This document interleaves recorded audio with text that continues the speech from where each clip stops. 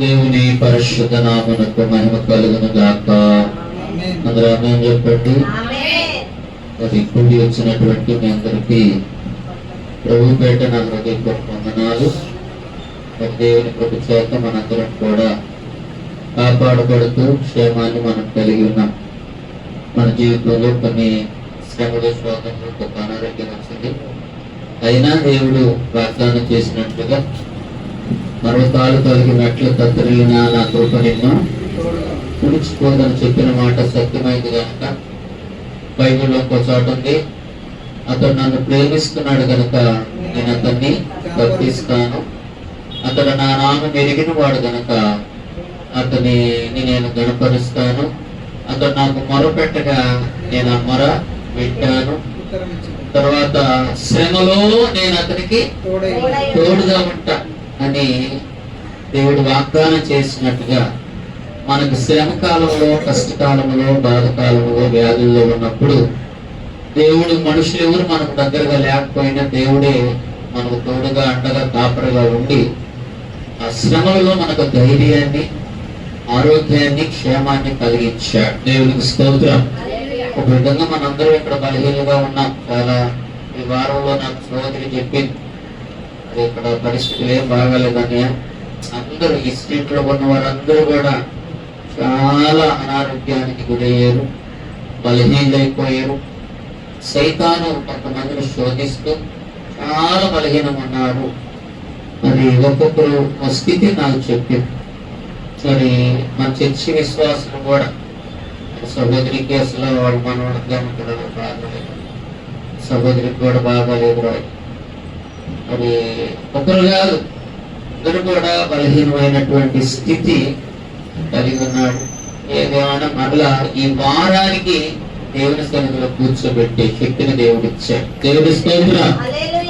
ఇంకొక విధంగా కొన్ని బలహీనతలు కొంతమందికి మన తోటి వాళ్ళు, మన పక్కన ఉన్న వాళ్ళు, మన వీధిలో ఉన్న వారి యొక్క శరీర బలహీనతలు పోల్చుకుంటే వారికంటే మనకు మెండైన ఆరోగ్యమే, వారికంటే మనకు ఉన్నతమైనటువంటి పరిస్థితి బలహీనత ఏది లేకుండా దేవుడు అంత బలహీనత కాకుండా లేవనెత్తాడు. ఏదేమైనా దేవుడి కృప మనల్ని వెంటాడుతుంది, దేవుడి కృప మనల్ని వెంబడిస్తుంది, దేవుని కృప చేతే మనము కాపాడబడుతున్నాం. ఎందుకంటే మనం ఆయన పిల్లలు, ఆయన సొత్తు, ఆయన రక్తం ఇచ్చి నిన్ను నన్ను కొని ఉన్నాడు, రక్షించుకున్నాడు, వెల ఇచ్చి విమోచించాడు. ఎందుకంటే ఆయన నీవు నేను అనారోగ్యం పాలై మరి బలహీనలు అవటానికి దేవుడు మనల్ని ఏర్పాటు చేసుకోలేదు. మన ఏళ్ళలో ఒక పర్పస్, ఒక ఉద్దేశం, ఒక ఆలోచన. నీ ద్వారా కొన్ని ఆత్మలు రక్షణలోనికి రావాలి. నువ్వు రక్షించబడి నీ ఇంటి వారు రక్షించాలి. నువ్వు రక్షించబడి నీ తోబుట్టువులు, బంధువులు, అన్నదమ్ములు, అక్క చెల్లెలు అందరిని కూడా నీ ద్వారా రక్షించుకోవడానికి మొదట నీ ఇంట్లో నిన్ను రక్షించుకున్నాడు. లూదియా రక్షించబడి తన ఇంటి వారందరినీ కూడా రక్షణలోనికి తీసుకొచ్చింది. దేవునికి స్తోత్రం. నోవాహు ద్వారా నోవా ఇంటి వారందరూ ఏమయ్యారు? రక్షణ వాడలోనికి వచ్చారు. అలాగే యేసయ్య అనే రక్షణ వాడలోనికి నీ ఇంటి వారు, నీ భర్త, నీ పిల్లలు, నీ అన్నదమ్ములు, నీ అక్క చెల్లెళ్ళు, నీ యొక్క ఫ్రెండ్స్, స్నేహితులందరూ ఏమవ్వాలంటే నీవు ప్రార్థనల ద్వారా, నీ యొక్క స్వార్థ ద్వారా, నీ సాక్ష్యం ద్వారా వీరందరూ యేసయ్య అనే రక్షణ వాడలోనికి వారిని నడిపించడానికి నోవాహుని ఎలా ఒక పాత్రగా, ఒక సాధనంగా వాడుకుని ఇంటి వారిని అందరికీ రక్షణలోనికి రావడానికి ఆయన ప్రయాసపడ్డాడు. లోకమంతటికి స్వార్థ చెప్పాడు. నిన్ను కూడా ఒక సాధనంగా దేవుడు ఏర్పాటు చేశాడు. హల్లెలూయా. కాబట్టి ఆ పర్పస్ నెరవేర్చబడకుండా, ఆ ఉద్దేశం నెరవేర్చబడకుండా మనం చచ్చిపోము. మనకి ఏం కాదు, ఏదైనా వచ్చినా కానీ మనల్ని ఏది ఎంత మాత్రము హాని చేయదు. వాళ్ళ బలహీనతలు కొన్ని వస్తే పోతుంటే కానీ దేవుడు ఉద్దేశం జరిగించిన దాకా మనల్ని దేవుడు ఎలాంటి కీడు రాకుండా మనల్ని కాపాడుతూ వస్తాడు. ఎందుకంటే భయపడాల్సిన పని లేదు. మరి బైబిల్లో మనం చూస్తే ఆ యోబు గ్రంథంలో ఒక మాట రాయబడి ఉంది. చూడండి, దేవుని వాక్యములో యోబు గ్రంథం 5వ అధ్యాయములో ఇలాగ చక్కని మాట ఆయన మాట్లాడుతున్నాడు. ప్రియులారా, యోబు గ్రంథము 5వ అధ్యాయంలో ఎంత చక్కగా పలికాడో ఆ మాటలు మనం జ్ఞాపకం చేసుకుంటే ఇలాగ రాయబడుతున్నది. ఆ 5వ అధ్యాయము 17-18 వచనాలు ఎలాగున్న, దేవుడు గద్దించు మనుష్యుడు ధన్యుడు. కాబట్టి సర్వశక్తులకు దేవుణ్ణి శిక్షను తృణీకరించొద్దు. ఆయన గాయపరిచి గాయమును కట్టును, ఆయన గాయము చేయును, ఆయన చేతులే స్వస్థపరచును. 6 బాధలలో నుండి ఆయన నిన్ను విడిపించెను, 7 బాధలు కలిగినను నీకు ఏ కీడు తగలదు. దేవునికి స్తోత్రం. నీవు నమ్ముకున్న దేవుడు, నీవు ఆరాధిస్తున్న దేవుడు, నీవు ప్రార్థిస్తున్న దేవుడు, 6 బాధలు వచ్చినాయి, నీకు 6 కష్టాలు వచ్చినాయి, 6 రకాలైనటువంటి ఇబ్బందులు వచ్చినాయి, శ్రమలు వచ్చినాయి, నా అనారోగ్యం వచ్చింది, అవమానం వచ్చింది, మరణ సమయంలో రకరకాలైనటువంటి 6 బాధలు నీకు కలిగినాయి. జ్ఞాపకం తెచ్చుకో. అవునా కాదా? ఈ 6 బాధల్లో నీకు అండగా కొండగా ఆశ్రయంగా ఉండి 6 బాధల్లో నుండి బయటేసింది ఎవడంటే నీ దేవుడే, నువ్వు నమ్ముకున్న దేవుడే, నువ్వు ప్రార్థిస్తున్న దేవుడే, నువ్వు ఆరాధిస్తున్న దేవుడే, నువ్వు వెంబడిస్తున్న దేవుడే నిన్ను కాపాడి నేను శ్రమలో నుండి, శోధనలో నుండి, 6 బాధల్లో నుండి దేవుడు తప్పించాడు. హల్లెలూయా, హల్లెలూయా. చదువుతుంది మొన్న నిజంగా నిజంగా నా అల్లుడు గారు చెన్నైలో ఉంటారు, వారు దేవుడు అంత ఆశ్చర్యకరంగా మార్చాడయ్యా. నేను ఒక శోధన బిడ్డ మార్చుకుంటే బాగుంటుంది, మనస్సు మార్చేసాడు. దేవుడు మనస్సులను మారుస్తాడు. నువ్వు ప్రార్థన చేస్తావు. నీ అల్లుడు కోసం, కుమార్తె కోసం ఎంత కన్నీరు కాచిందో ఎక్కడికొచ్చి నేను కూడా గమనించే మందిరంలోకి వచ్చి ఏడుస్తూ ఉండే నిజంగా ఎక్కడికొచ్చి ఇక్కడ మాత్రం వచ్చి కూర్చుని వచ్చింది, అయ్యా బిడ్డను మార్చిపోతే ఏమవుతారయ్యా అని. ఆ బిడ్డ కన్నీరు దేవుడు చూస్తున్నాడా? కన్నీరు చూసి ఇక్కడ చేసిన ప్రార్థన చెన్నై ప్రాంతంలో ఉన్నటువంటి మన కుటుంబంలో బిడ్డల జీవితాల్లో ఒక అద్భుతమైన కార్యం జరిగింది. దేవునికి స్తోత్రం.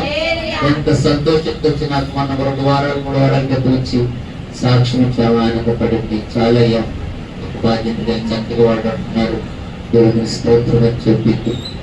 నిజంగా ఆమె ఒకటి చెప్పుకుంటా వస్తుంటే కొన్ని బాగా మన ఇంటికి వెళ్ళి నేను ప్రార్థన చేయను, ఇదిగయ్యా నా పని ఇది, దేవుడే నాకు తోడు, ఎన్నో బాధలు నన్ను బయట చెప్పుకుంటూ లెక్కేసుకుంటూ పెడితే ఎన్ని బాధలు అంటే చాలా బాధలు నుండి బయటేసాడు.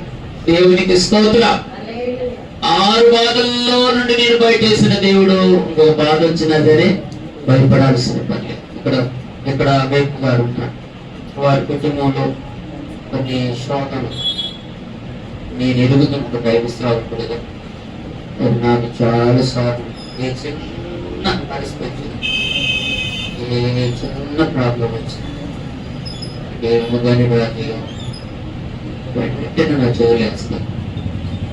బ్రదర్ పరిస్థితి ఎలా ఉంది, ఇలాంటి పరిస్థితులు వచ్చినాయి.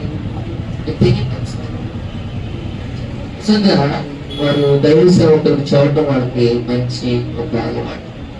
ఇంట్లో ప్రార్థన చేయించుకోవడం, ఇష్యూ వెంటనే పిల్లల గురించి కానీ ఇంటి పరిస్థితుల గురించి కానీ ఏదైనా ఒక శోధన వస్తే వెంటనే దైవ సేవకుడు చెప్పి ప్రార్థించుకోవటం మంచి అలవాటుగా దేవుడు అందించాడు. అంత మాత్రమే కాదు, పరిగెత్తుకుంటే దేవుడి మందిరంలోకి వచ్చి ఒక అలవాటు ఇచ్చాడు. వచ్చేటప్పుడు వచ్చి కన్నీరు కాచి ప్రార్థన చేసుకుంటే వారి భారం అంతా తీరిపోయినట్టు నాకు చాలా సాక్ష్యం. దేవుడి దగ్గరకు వచ్చి మందిరంలోకి వచ్చి కన్నీరు కాచి దేవుడు ఆ సమస్యల గురించి చెబితే మాకు ఆ సమస్య పోయింది, ఆ భారం తేలికైందని చెప్పిన సందర్భాలు నేను విన్నాను.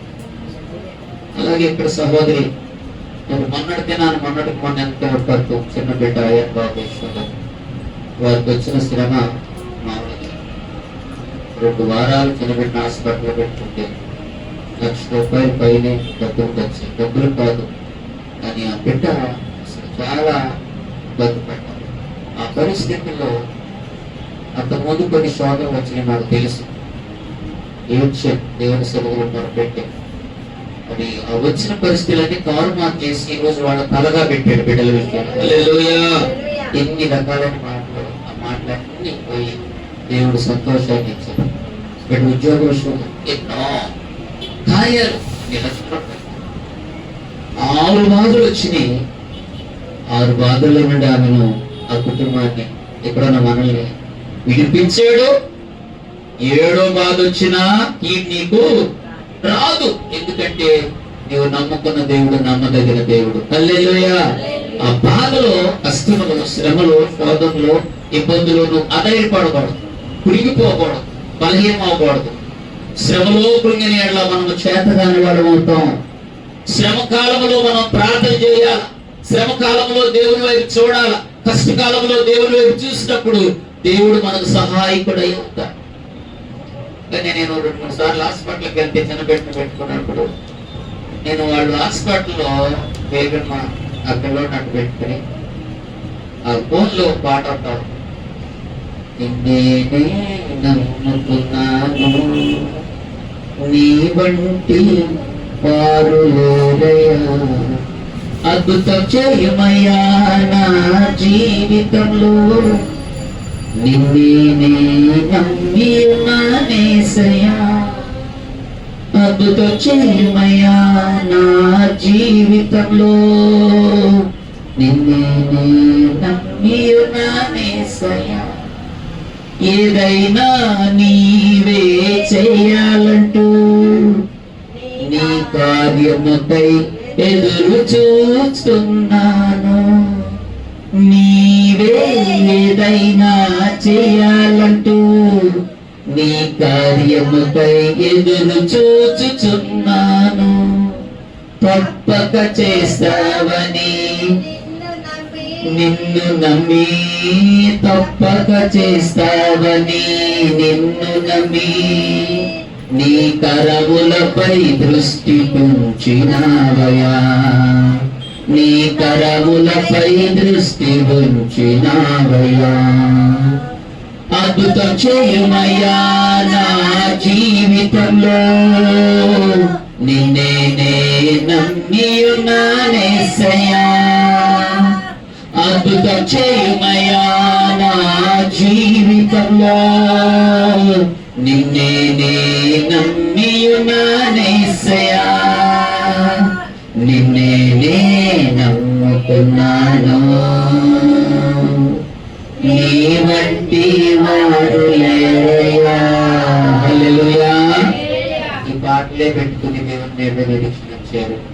నమ్ముకున్న దేవుడు, మనం నమ్ముకున్న దేవుడు సిగ్గుపరిచే దేవుడు. బలపరిచాడు, శక్తినిచ్చాడు, బిడ్డను స్వస్థపరిచాడు, దేవుని హస్తాలతో ముట్టాడు, క్షేమంగా ఇంటికి తీసుకొచ్చారు. కృతజ్ఞతాపూర్వకం పెట్టుకుని గొప్పగా ఆ రోజు చెల్లి సాక్ష్యం చెప్పుకుని దేవుడిని ఎంతగానో కనపరుచుకుని దేవుడికి మహిమ తీసుకొచ్చింది. హల్లెలూయా. దేవుడు వారి బాధల్లో నుండి రాజు కూడా ఇంటి విషయంలో ఎన్ని శోధనలు వచ్చినాయమ్మా. అమ్మాయి ఇల్లు కట్టుకునేటప్పుడు ఒకటిగా మనుషుల ద్వారా కావచ్చు, లేకపోతే ప్రభుత్వం ద్వారా కూడా కొంత వచ్చింది.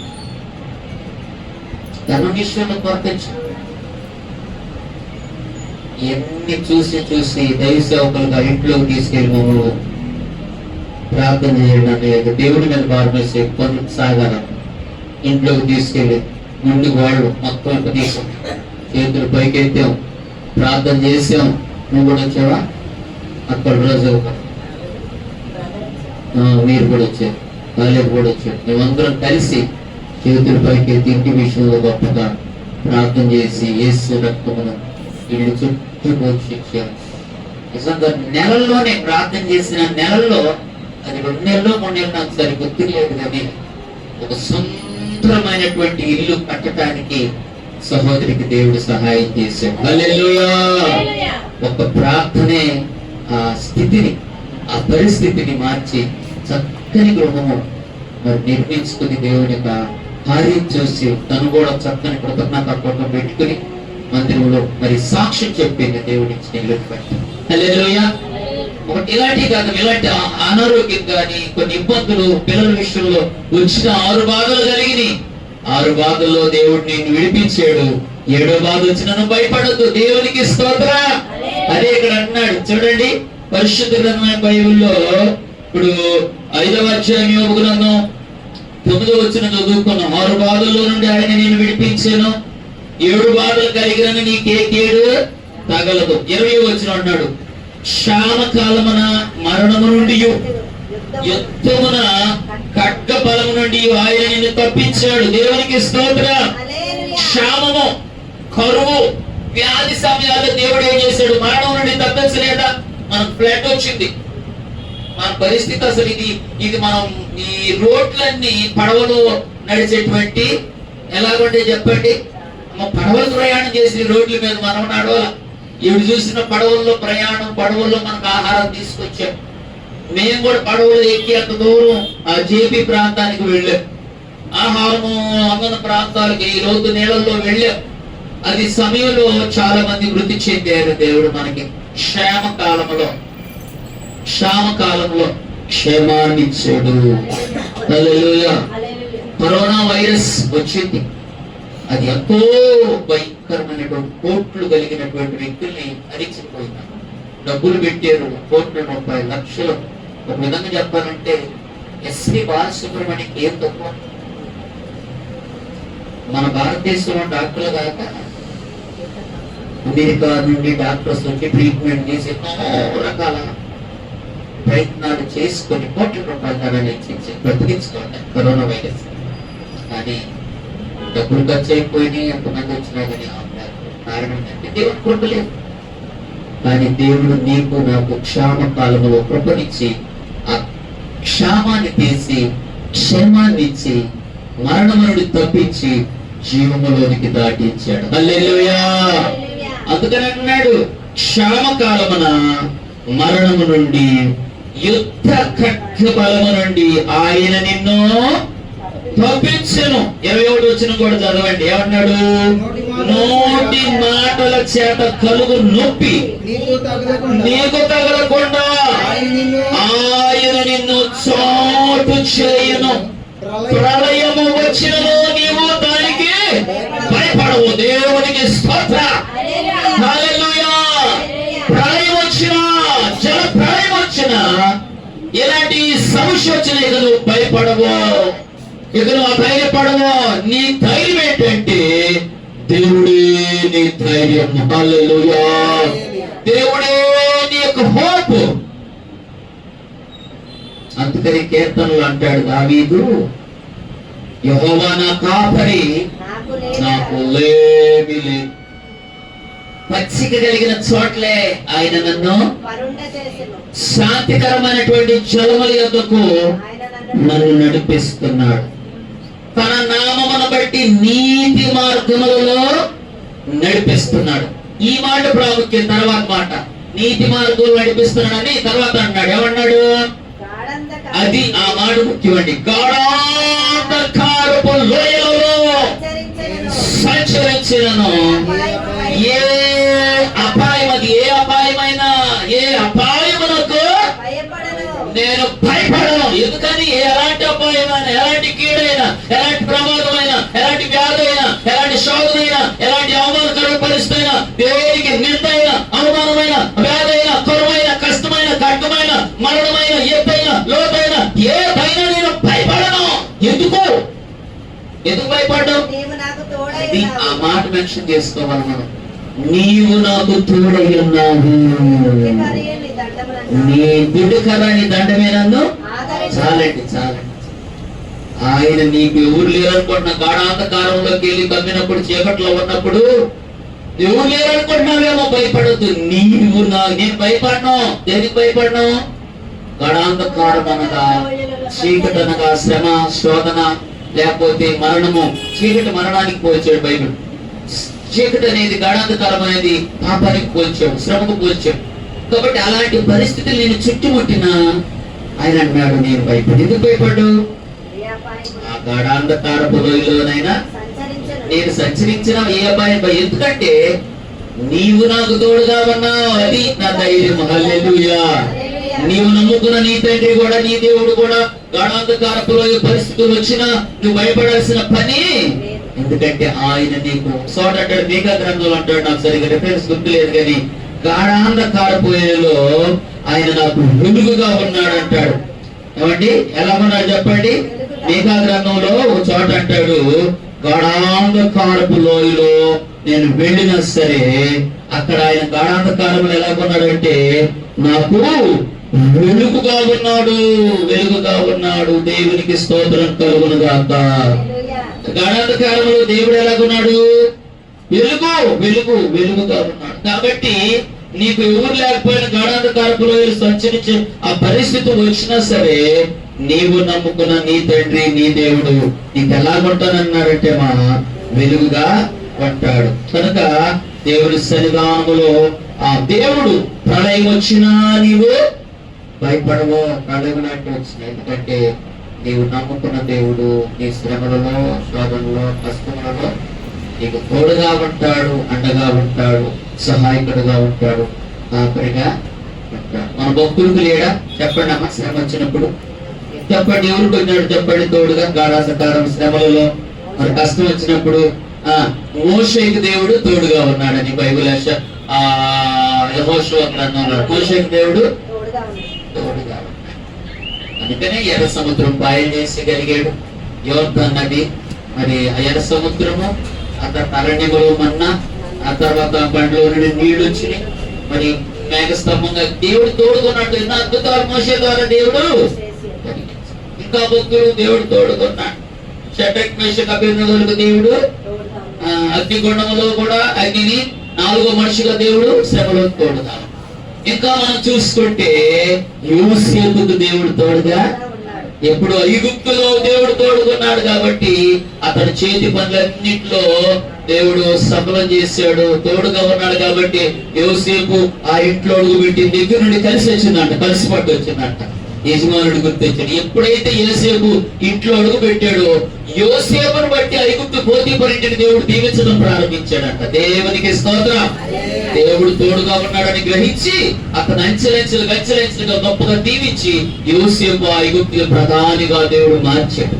యోసేపు తండ్రి తోడుగా ఉన్నాడు శ్రమలో, ఐగుప్తు దేశంలో. మోషేకు దేవుడు తోడుగా ఉన్నాడు శ్రమలో, కష్టాల్లో.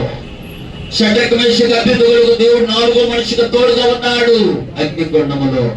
ఈ దానియేలుకు సింహాల బోనులో దేవుడు తోడుగా ఉన్నాడు, సింహాల నోళ్లను మోయించాడు. ప్రియ దేవుని బిడ్డలారా, ఇంకేమని చెప్పను. దేవుడు తన ప్రజలకు ఎప్పుడు కూడా వెన్ను తట్టి తోడుగా ఉంటాడు. శ్రమలో దేవుడు నిన్ను తోడుగా ఉండి ఆయన నడిపిస్తాడు. అందుకని ఒక కీర్తన పౌరుడు, ఒక భక్తుడు పాట పాడేస్తాడు. నడిపిస్తాడు నా దేవుడు, శ్రమలోనైనా నన్ను విడువడు. నడిపిస్తాడు నా దేవుడు, శ్రమలోనైనా నన్ను విడువడు. అడుగులు తడబడినా, అలసట పైబడినా, అడుగులు తడబడినా, అలసట పైబడినా, చేయి పట్టి వెన్ను తట్టి చక్కని ఆలోచన చెప్పి, చేయి పట్టి వెన్ను తట్టి చక్కని ఆలోచన చెప్పి నడిపిస్తాడు నీ దేవుడు. శ్రమలోనైనా నడు, అంధకారమే దారి మోసిన, నిందలేడను కృంగదీసిన, తన చిత్తం నెరవేర్చుతాడు. గమ్యము వరకు నన్ను చేర్చుతాడు, తన చిత్తం నెరవేర్చుతాడు. గమ్యము వరకు నన్ను చేర్చుతాడు. నడిపిస్తాడు నా దేవుడు, శ్రమలోనైనా నన్ను విడువడు. కష్టాల కొలిమి కాల్చివేసిన, సోగాలు గుండెను చీల్చివేసిన, కష్టాల కొలిమి కాల్చివేసిన, సోగాలు గుండెను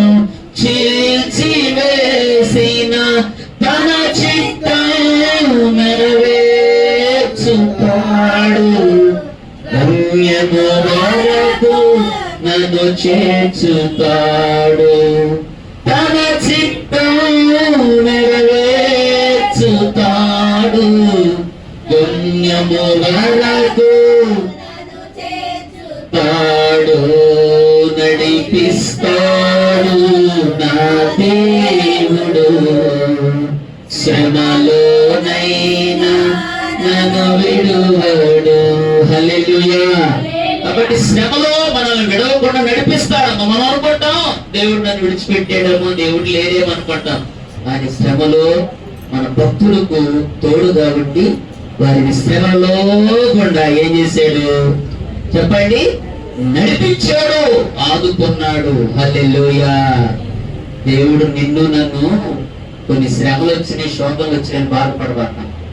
ఎందుకు నిన్ను రక్షించాడంటే ఈ శ్రమ, ఈ రోగం, వ్యాధి నీకు చంపేదు, నువ్వు చావు. సజీవం గుండి భక్తుడు అంటాడే, నేను సావును సజీవుడనై యెహోవా క్రియలు వివరిస్తాను. యెహోవా నన్ను కఠినంగా శిక్షించను, కానీ నన్ను మరణానికి అని అంటాడు కీర్తన గ్రంథంలో. నువ్వు సజీవులుగా సాక్షిగా బ్రతకటానికి ఈ శ్రమ నేనేం చేయదు, ఈ శోధ నేనేం చేయదు, ఈ వ్యాధి నేనేం చేయదు, ఏది నేనేం చేయదు, నిన్ను రక్షించుకుని. ఎందుకంటే ఆ నోవాహు రక్షించబడి ఇంటి వారిని ఓడలోనికి చేర్చినట్లుగా నీవు రక్షించబడి నీ ఇంటి వారిని యేసయ్య ఓడలోనికి చేర్చడానికి నేను రక్షించాడు. హల్లెలూయా. ఆ ఉద్దేశం నీ ద్వారా కొన్ని ఆత్మల దేవుడి దగ్గరికి రాబట్టబడిన కాక దేవుడు నిన్ను నిజముగా రక్షించబడాలి, బాప్తిస్మం తీసుకోవాలి.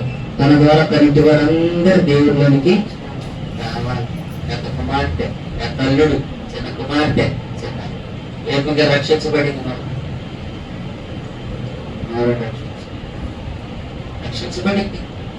యజమానుడు పరువు అల్లుడు మరి మరి కుమార్తె రక్షణ తీసుకుంటారు, వచ్చేస్తారు. రాజు రక్షించబడి మొదట దేవునికి స్తోత్రం.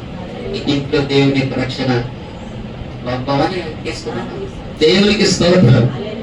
కుమార్తె రక్షణ ఇంకొన్నాడు, కుమార్ పెడతారు, వాళ్ళని రక్షించుకుంది, దేవునికి స్తోత్రం. దేవుడి కార్యం మనందరి ద్వారా మీ ద్వారా ఒక్కొక్కడు దేవుడిలోనికి రావా. హల్లెలూయా. ఇక్కడ వెంకటేష్ ఉన్నాడు, వాళ్ళ అమ్మ సుగుణం. నిజంగా ఆమె దేవుడు ఎంతో శ్రమలో నుండి అనారోగ్యంతో మరణ పడకుండా ఆమె రక్షించి ఆమె ప్రార్థన కన్నీరు ఆమెను దేవుడి సన్నిధిలో మేము కూడా ప్రార్థన చేస్తూ బాగు చేసి స్వస్థపరిచి నిలబెట్టి ఆమె ప్రార్థన బట్టి వారి కుమారుడు వెంకటేష్ దేవుడు ఏం చేశాడు? తన ద్వారా రక్షణలోనికి వచ్చాడు. ఎవరి బిడ్డ దేవుడి సన్నిధిలో నిలబడ్డాడంటే తల్లి ప్రార్థన, సేవకులిత ప్రార్థన రక్షణ. బాలేకుంటాడు, మొదట నాన్న రక్షించబడ్డాడు, తర్వాత అమ్మగారు మొదట దేవుడికి ఇష్టం, వాళ్ళ అమ్మ రక్షించబడి ఆ నాన్న మార్చుకొని తర్వాత కుమారుడు, చిన్న కుమారుడు అందరు రక్షణలోకి వచ్చారు. దేవుడు వారి రక్త సంబంధాలు కూడా ఎదుగుతున్నారు, రక్షణలోకి ఎదుగుతున్నారు. ఇలాగమ్మా మనందరము యేసయ్య వారిలోకి కొంతమంది రక్షించడానికి దేవుడు ఏర్పాటు చేసుకున్నాడు. ఆ యొక్క నోవాహులాగా నువ్వు ఒక నోవాహు అవ్వాలా, అందుకోసం దేవుడు మనల్ని పిలిచేయడు. కాబట్టి ఈ శ్రమలో చిన్న చిన్న శోధనలు వచ్చినప్పుడు నువ్వు అధైర్యపడద్దు, భయపడద్దు. మీరు శ్రమలో ప్రార్థన చేయటం, ధైర్యంగా ఉండటం, దేవుని మీద చూడటం మీరు నేర్చుకోండి. దేవుని మీద మీరు ఆధారపడండి. దేవుడు తప్పక తన కార్యాలని జరిగి మనకి దేవుడు ప్రార్థనే నమ్మ. పరలోకం తాళం చెవి ఏంటంటే ప్రార్థనే. పరలోకం తాళం చెవి ఒక ఆయన అన్నాడు, పరలోకం తాళం చెవి ఇచ్చేసాడు, ప్రార్థన అనే తాళం చెవి. మనం ఇప్పుకుని మనం దేవుని దగ్గర అడిగి పొందుతూ ఉంటనే అది మనం దేవుడి ఇచ్చాడు. చాలా సార్లు చెప్పాడు, ఈ శ్రమ కాలంలో, కష్టకాలంలో, యేసయ్య రాకడ దినాల్లో అంట మనము ఒక మాట చదవండి, నేను ముగింపుకు వస్తానమ్మా. పరిశుద్ధ గ్రంథం బైబిల్లో నుండి తీర్పు రాసినటువంటి పత్రిక చూడండి, అందరు తీయండి. బైబిల్ మాట చదివి మనము పేతురు రాసినటువంటి మొదటి పత్రిక 4వ అధ్యాయం 7వ వచనం చదువమ్మా. ఎవరైనా తీస్తే సింధు అయితే అన్నిటి అంతము సమీపమై ఉన్నది. అయితే అన్నిటి అంతము సమీపమై ఉన్నది కాగా మీరు స్వస్థ బుద్ధి గలవారై ప్రార్థనలు చేయుటకు మెలకువగా ఉండు. ఇది దేవుడు ఈ అక్షి దినాల్లో మనకి ఇచ్చినటువంటి ఏంటంటే అన్నిటి అంతం ఏమైపోయింది, సమీపించింది కదమ్మా. అంతమైపోతుంది, అంత లోకం ఏమైపోతుంది. కొన్ని జాతులు అంతమైపోతుంది. మానవుల్లో పక్షుల జాతి చూడండి, పిసుకులు అంతమైపోయింది, కనపడుతున్నాయా? కాకులు కూడా ఇది కావు కావు అంటూ ఉండే ఇంటి ముందు, కానీ కాకులు కూడా మనకి కనపడతలా. కొన్ని చిన్న చిన్న పక్షి జాతి ఏమైపోయింది, అంతరించలా. ఎందుకు అంతమైపోయినంటే ఈ టవర్స్ వచ్చినాయి, 5G 4G 2G వచ్చిందేమో అని పడుతున్నాం. కానీ ఈ 5G మన ప్రాణాల ముప్పు తీసుకొచ్చింది. ఇప్పుడు 4Gకి అల్లాడిపోతున్న ఈ కిరణాలంట, దాంట్లో ఏమంటారయ్యా, టవర్స్ కదా. 4G 3G కిరణాలే చాలా మన బ్రెయిన్ మీద, మన హార్ట్ మీద పనిచేస్తున్నాయి. 5G అంటే చాలా వేగవంతంగా వస్తుంది. అది మనకు తెలియకుండానే మన శరీరాల్లో మరి ఈ సెల్ ఫోన్ కిరణాలు మనల్ని లోపలికి వెళ్ళి కొంత అనారోగ్యాన్ని గురి చేస్తాయి. మన బాడీయే తట్టుకోలేకపోతుంది. మరి ఆ చిన్న కొన్ని జాతులు అంతమైపోతాయి. అంతమే కాదు, కొన్ని పరిస్థితులు అంటున్నాడు కదా, అన్నిటి ఒకటి కాదు, అంతము దగ్గరకు వచ్చేసింది. అందుకనే రాకడ కూడా దగ్గరకు వచ్చింది. రాకడ చూసి మనం కనపడతాము, కరువు వచ్చేసి. అసలు ఈ కాలంలో వర్షాలు ఏంటి, మనం కాలంలో వర్షాలు, పంటలు పాడైపోవడం, అంటే యుద్ధ వాతావరణం. ఇప్పుడు చైనా, ఇండియా పాకిస్తాన్ మామూలు యుద్ధం. వాళ్ళు వచ్చి మన దేశస్తులు కొంతమంది తెలిసి వాళ్ళు ఇదైపోయారు. మరి మన దేశం కోసం కొన్ని దేశాలు, అమెరికా, ఇజ్రాయెల్ దేశం మనం సపోర్ట్. వాతావరణం ఎంత జరుగుతుంది ప్రజెంట్. వాళ్ళకు ఉన్నటువంటి చుట్టూ ఉన్నటువంటి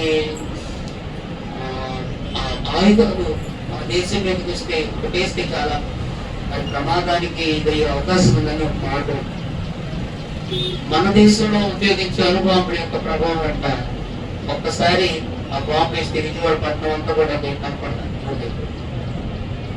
అదంతా ఇలాంటి ఆయుధాలు ఉన్నాయని దీని ఉన్న నాకు కూడా పూర్తి తెలియదు. ఆయుధాలు ఎక్కువ వాతావరణం, కరువులు, భూకంపాలు, భూమిలో కట్టించడం, ఎన్ని భూమి కట్టించిన మన గన్నవరంలో ఒక 2-3 నెలల క్రితం నేను విన్న పేపర్లో అలా చేయించాను. ఇప్పుడు ఇందాకే వార్త చేసిన సభలు కరోనా వైరస్ పోయి ఇంకా దానికి మించిన డబల్ వైరస్లు వచ్చిన పేపర్లోనే ఇక్కడ వేశారు. వైరస్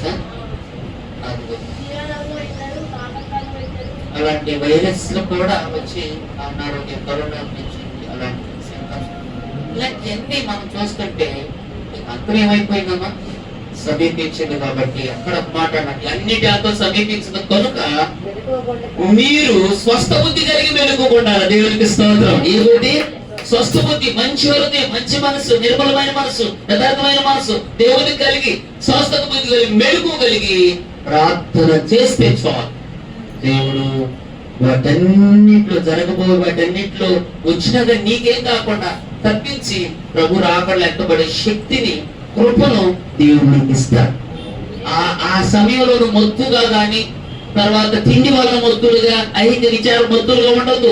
మెలుగు కలిగి తప్పించుకోవడానికి, మనిషి కుమారుడు ఎదుట నిలబడటానికి రాకడ శక్తిగా ఉన్నట్లు మెలుగు కలిగి, స్వస్థ బుద్ధి కలిగి ప్రార్థన చేయమని మనకు ఒక హెచ్చరికగా సంఘానికి దేవుడు లోక సువార్తలో రాశాడు. ఇది ఇంకా ఈ సువార్తలో కూడా మన కొరకు రాసించాడు. దేవుని నామానికి స్తోత్రం. కాబట్టి మనం ప్రార్థన చేద్దాం. అన్ని పరిస్థితులు మార్చేద్దంటే, అనారోగ్యం వచ్చిందని బాధపడద్దు, పరిస్థితులు బట్టి కృంగిపోవద్దు. ప్రభు రాకడ సూచన కనబడుతున్నప్పుడు మనం వాక్యాన్ని గుర్తుకు తెచ్చుకొని, దేవుని మాట జ్ఞాపకం తెచ్చుకొని, మనం పరిశీలన చేసుకొని, ఇంకా రక్షించబడవలసిన వాడు కొరకు ప్రార్థన చేసుకుని మనల్ని మనం సిద్ధపరుచుకుంటూ దేవుడు రాకడ ఎత్తబట్టడానికి మనం ఏం చేయాలంటే నోవహులాగా బుద్ధి కలిగిన కన్యకల్లాగా మనము ఆ ఇద్దరున్నారే యెహోషువ కాలేబు లాగా మనం సిద్ధపడుతూ అనేక మందిని ప్రభు కొరకు సిద్ధపడితే రేపు మనకి దేవుడు నిత్య జీవం వంటిది, నిత్య జీవంలో బహుమానం వంటిది, దేవుని మొగ్గు పొందుకుంటాం మనం. దేవునికి స్తోత్రం అని తండ్రి ఆలోచన చేశారు. అంటే విషయాన్ని గ్రహించండి, అది ప్రాంతంలో ఉండండి. ప్రభు సన్నిధిలో మన వారి కొరకు మన పరిస్థితులు మార్చుకోవడానికి, పరిస్థితుల్లో జయం రావడానికి, వస్తురావు ఏదైనా మన ప్రార్థనని తాళం చేసి దేవుడు మనకి ఇచ్చాడు. దాన్ని మనం ఉపయోగిద్దాం. మరి ప్రార్థన ద్వారా జయాన్ని పొందుతున్నాం. దేవునికి స్తోత్రం. అట్టి కృప దేవుడు మనకి ఇచ్చి మనంతా నడిపించును గాక. మరి దేవుని మహాకృపను బట్టి మరి వారంలో పరిచయం విషయాలు మాటలు చెప్పి నేను ముగిస్తాను. మరి ఈ వారంలో మరి సమ్మర్ హాలిడేస్ లో కదా పిల్లలకు సెలవులు ఇచ్చారని మరి మన చర్చెస్ లో, మన గవర్నమెంట్ చర్చెస్ లో, మన చీరాల ప్రాంతంలో మన పోయిన వారం మంగళవారం యూత్ మీటింగ్ అండ్ సిబిసి కార్యక్రమం ఏర్పాటు చేయడానికి దేవుడు మనకు సహాయం చేశాడు. అది చాలా మేము అనుకున్న దానికంటే అద్భుతంగా దేవుడు జరిగించాడు. హల్లెలూయా.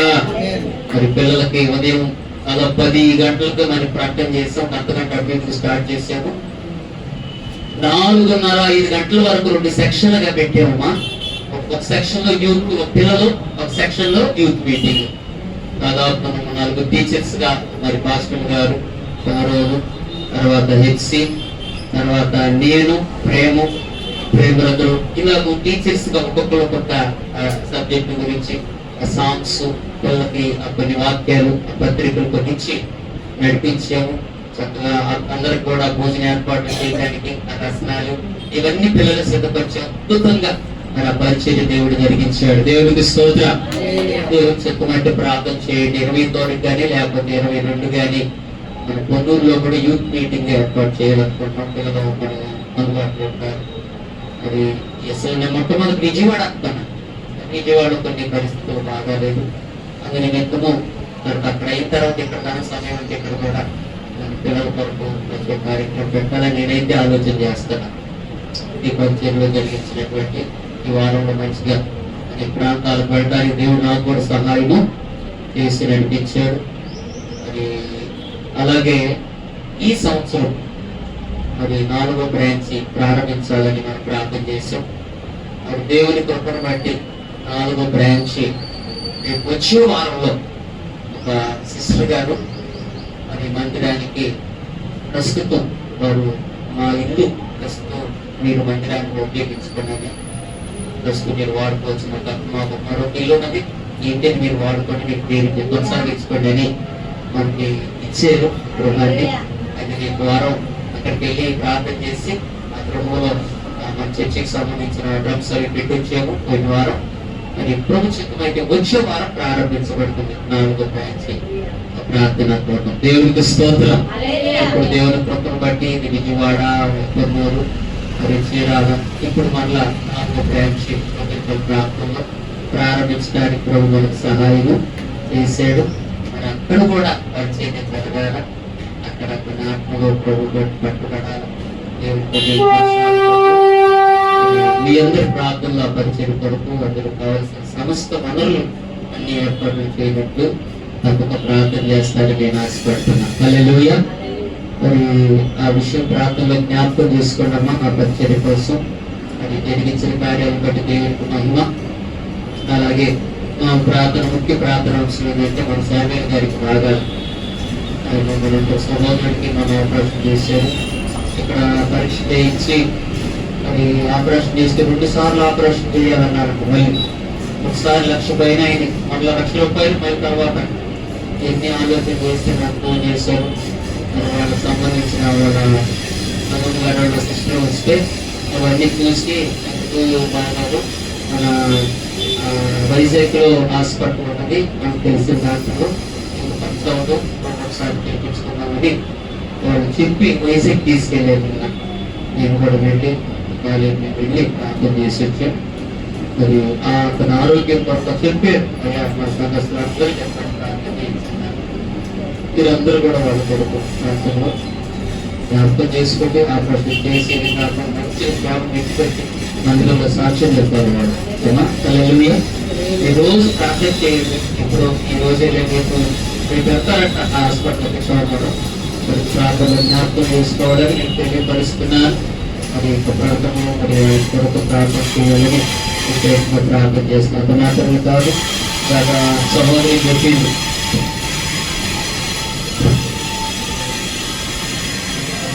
కొంతమంది మన చర్చిలో బాగానే ఉన్నారని అని మరి బేబీ గారికి కూడా బాగాలేదు, పిల్లలకు బాగాలేదు, రాజీ బాగోనికి బాగాలేదని చెప్పింది, ప్రశాంతి చెల్లి కూడా బాగాలేదని చెప్పారు.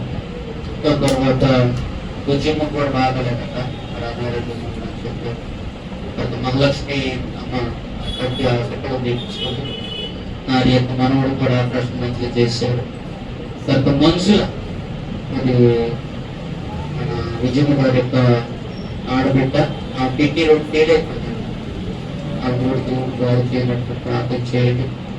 మన మెడిటేషన్ కూడా బాగాలేదు. మన దేవుని కూడా చేత దేవుని ఆరోగ్యం నుంచి బయటకొచ్చేది. దేవుని స్తోత్రం. బలహీన మన బిడ్డలందరూ కూడా మీ ప్రార్థనలో ఎత్తిపట్టాలని, ప్రార్థనలో జ్ఞాపకం చేసుకోవాలని మరి ప్రభు పేట మీ అందరూ తెలియపరుస్తున్నాం. దేవుని నామమున స్తోత్రం కలుగును గాక. కనుక ఈ ప్రార్థన గుర్తుపెట్టుకోండి. ఈ వారము మరి బలహీన బిడ్డలందరినీ ఎత్తిపట్టండి. మరి నెక్స్ట్ వీక్ లో జరిగే పరిచయం కొరకు ప్రార్థన చేయండి. ఈ వారంలో కూడా జరుగుతున్న పరిచయను కూడా రేపు ప్రాంతాలకి మరి జరగాల. ఒక ప్రార్థన ఏంటంటే ఈ రోజు రేపు రాత్రి పెట్టుకున్నారు కోటి యొక్క ప్రార్థన రేపు రాత్రికి వాళ్ళ ఇంటి దగ్గర పెట్టుకున్నారు. సంఘస్థులు గమనించండి. రాత్రికి 7 గంటల నుండి 9 గంటల వరకు ప్రార్థన జరిగింది.